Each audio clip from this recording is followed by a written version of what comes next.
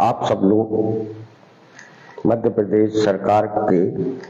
उस आदेश का इंतजार कर रहे हैं जिसमें पुनरीक्षित न्यूनतम वेतनमान के एरियर सहित भुगतान का आदेश आना है। लंबा समय गुजर गया, अप्रैल में पुनरीक्षित हुआ वेतनमान अभी तक आपके हाथ में नहीं आया। तमाम सारी कानूनी प्रक्रियाओं से गुजरने के बाद, स्टे हटने के बाद भी अब तक आदेश न निकलना निश्चित रूप से आपकी चिंता बढ़ाता है। हम लोगों ने इसी मुद्दे को लेकर 7 जनवरी को पूरे प्रदेश में एक साथ ज्ञापन दिलाए और सरकार से मांग की कि कोर्ट से स्टे हटने के बाद आपको इसके निर्देश जारी कर देना चाहिए। 8 जनवरी को श्रम विभाग ने इस संबंध में मुख्य अधिवक्ता से राय भी ली और उन्होंने भी एरियर सहित भुगतान की अपनी राय दे दी है जो श्रम विभाग के पास है। उसके बाद ये बात साफ हो गई कि आदेश तो निकालना है, उसमें हो रही देरी आपकी चिंता बढ़ा रही है, लेकिन अधिवक्ता की राय के बाद आदेश निकलने का रास्ता साफ हो चुका है। वो कभी भी आदेश आ सकता है। लेकिन इसी दौर में जब हमारे तमाम सारे जो साथी हैं आजकल सोशल मीडिया पे एक दूसरे से जुड़े हुए हैं, 7 जनवरी के बाद पुनः आप सब लोगों के बीच में वह खबरें बड़ी संख्या में पहुंची जिसमें आपको इतना बड़ा हुआ वेतन मिलना है, ये मिलना है, ये भुगतान होना है, ये एरियर मिलना है, एरियर का इतना पैसा मिलना है। ये खबरें आपके पास तक पहुंची बड़ी संख्या में और ये खबरें उस दिन से लगातार कभी न कभी छपती रहती हैं। जब से हम लोग जो कोर्ट में स्टे लगा था उसके लिए जो गतिविधियां की उसके बाद से ये खबरें छपती रही। आज हम लोगों के लिए संतोष की बात यह है कि आज से साल 1.5 साल पहले तक खबरों में आउटसोर्स कर्मचारी, अस्थायी कर्मचारी, पंचायत कर्मचारी, अंशकालीन कर्मचारी कहीं नहीं होता था। वो आज खबरों में प्रमुखता से आ रहा है, उसके सवाल खबरों में शामिल किए जा रहे हैं। ये अच्छी बात है। अच्छी बात ये भी है कि 10-10, 15-15 साल से तुच्छ से वेतन पर काम करने वाला, असुरक्षित नौकरी करने वाला हमारा ये कर्मचारी जो बोलता नहीं था वो अब बोलने लगा है।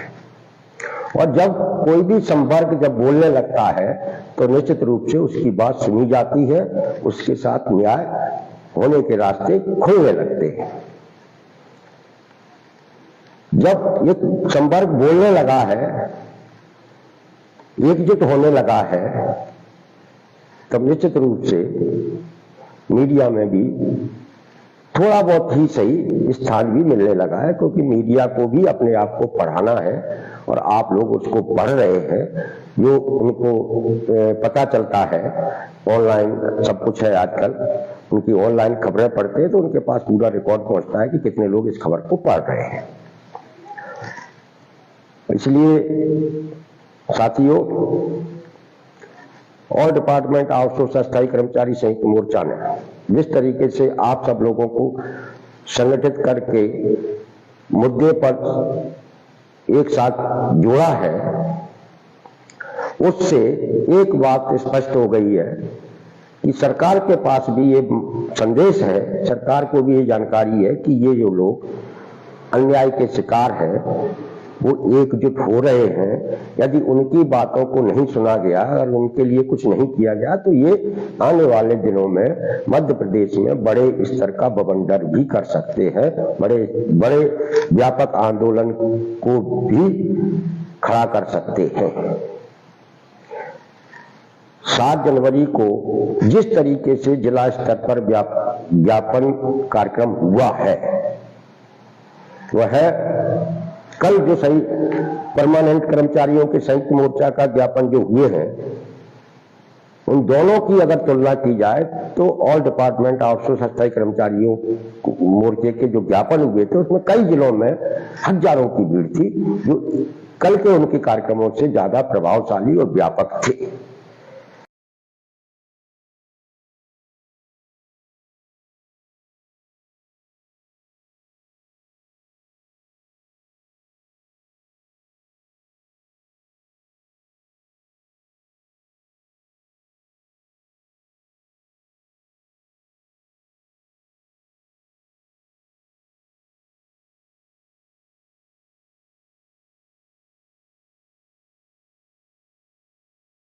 नहीं है कि 7 जनवरी के ज्ञापन कार्यक्रम में ग्राम पंचायतों के चौकीदार, वृद्ध सफाई कर्मी, स्कूलों के अंशकालीन कर्मचारी, छात्रावासों के रसोइया, वृद्ध चौकीदार, इनने बड़ी संख्या में भागीदारी की। उन्होंने इस आयोजन को बड़ा व्यापक बनाया, लेकिन हमारे आउटसोर्स कर्मचारी तो उस कार्यक्रम की खबरों को भी सोशल मीडिया पर शेयर करने से डरते रहे। कुछ लोग थे जिन्होंने जिलों में इस ज्ञापन कार्यक्रम का नेतृत्व भी किया और सोशल मीडिया पर इसे प्रचारित भी किया, लेकिन आउटसोर्स कर्मचारियों का बड़ा हिस्सा इस पूरे ज्ञापन कार्यक्रम से दूर ही रहा। और दूर रहने की उसकी वजह इस पर हम समझ सकते हैं कि वो डरा हुआ है। कंपनियों ने उनको बहुत बुरी तरीके से डरा के रखा है। कंपनियों के जो सुपरवाइजर हैं वह एक एक आउटसोर्स कर्मचारी पर नजर रखे हुए हैं और जो ऑल डिपार्टमेंट के कर्मचारियों आंदोलन के साथ जाता है उसे वो जाने से रोकते हैं। ये एक कारण है, लेकिन इसके बाद भी हम उनके साथ पीछे खड़े होकर संख्या बल तो बढ़ा सकते थे, ऐसा उन्होंने नहीं किया। हमें उम्मीद है कि वो आगे ऐसा करेंगे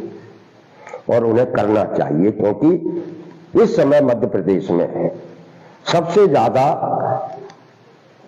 असुरक्षित नौकरी यदि कोई कर रहा है तो वो आउटसोर्स कर्मचारी कर रहा है, जिसे सरकारी दफ्तर का वो अधिकारी भी निकाल देता है, गालियां देता है, दुत्कारता है, और कंपनी का मालिक भी, कंपनी के मैनेजर भी, कंपनी के सुपरवाइजर भी उसको दुत्कारते हैं, गालियां देते हैं और भगा देते हैं, नौकरी से निकाल देते हैं। इस हमारे आउटसोर्स की आवाज पेज पर ये सारी जानकारियां उपलब्ध रहती हैं। पिछले 3-4 दिन की ही घटना है कि हजारों आउटसोर्स कर्मचारियों को नौकरी से निकाला जा रहा है। सिंगरौली में रोही कल्याण समिति के लोगों को निकाला जा रहा है, भोपाल के हमीदिया में 400 लोगों को निकाला जा रहा है, स्वास्थ्य विभाग के ही लैब टेक्नीशियन जो 500 की संख्या में उनको निकाला जा रहा है, जल जीवन मिशन के 100 से ज्यादा इंजीनियर है उनको निकाला जा रहा है। यह सब कुछ इसलिए हो रहा है और उसके 2 कारण है। पहला तो यह है कि जितने लोगों को वो ज्यादा से ज्यादा निकाल देंगे तो उनको बढ़े हुए वेतन का एरिया सहित जो भुगतान करना है उसे कंपनी मालिक और अधिकारी मिलकर खा लेंगे। दूसरा, नई भर्ती करते वक्त वो नए लोगों से पैसे लेके भर्ती कर लेंगे जो 1 लाख 2 लाख तक चल रहा है आउटसोर्स की भर्ती में, और इन 2 कारणों के कारण से ये पूरी छटनी की प्रक्रिया मध्य प्रदेश में शुरू हुई और ये निश्चित रूप से सरकार के ही इशारे पर की जा रही है। सारी जानकारियां हैं, हमें कहने की जरूरत नहीं है। कहना सिर्फ इतना ही है कि आप सबके साथ यदि मिलकर एक साथ आकर नहीं बोलेंगे, अपने सवालों को नहीं उठाएंगे तो आपके साथ कुछ नहीं होगा। इसलिए हम लोग निरंतर अपनी छोटी छोटी गतिविधियों के जरिए आप सब लोगों के सवालों को संगठन के जरिए उठाते रहते हैं। हम लोग आने वाले दिनों में किस तरीके से अपने इन सवालों को सरकार के तक ले जाएं, इस संबंध में रणनीति बनाने के लिए 2 फरवरी को भोपाल में गांधी भवन में बैठने वाले हैं। उस दिन हमने अपने ऑल डिपार्टमेंट आउटसोर्स कर्मचारी संयुक्त मोर्चा के कोर कमेटी के सदस्यों को, जिला अध्यक्षों को और ऐसे उन तमाम सारे साथियों को आमंत्रित किया है जो इस अन्यायकारी प्रथा को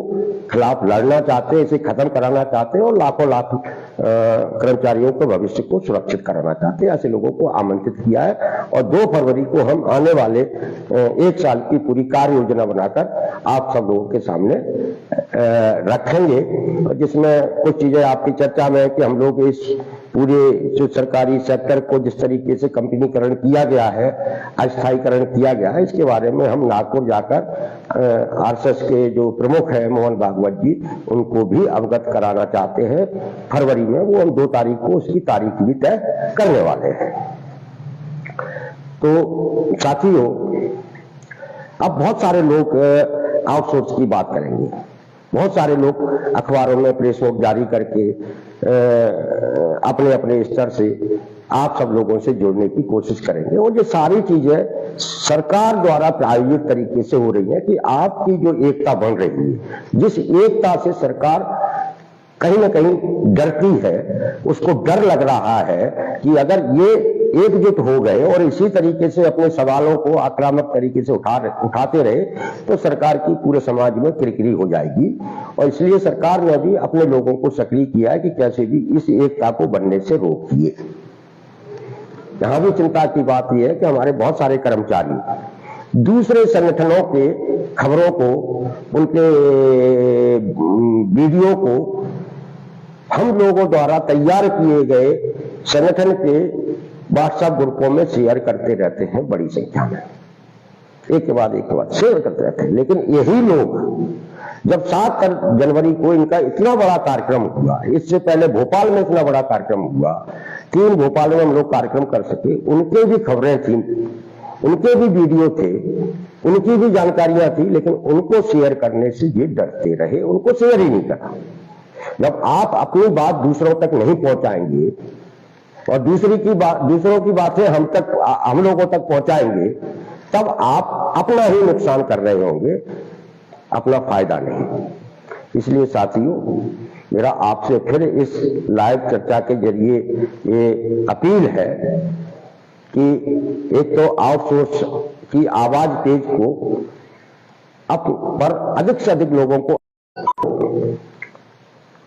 अधिक लोगों तक शेयर करें और पहुंचाएं। ये जितने अधिक लोगों तक चर्चा पहुंचेगी, सरकार की वह नीति जिसके कारण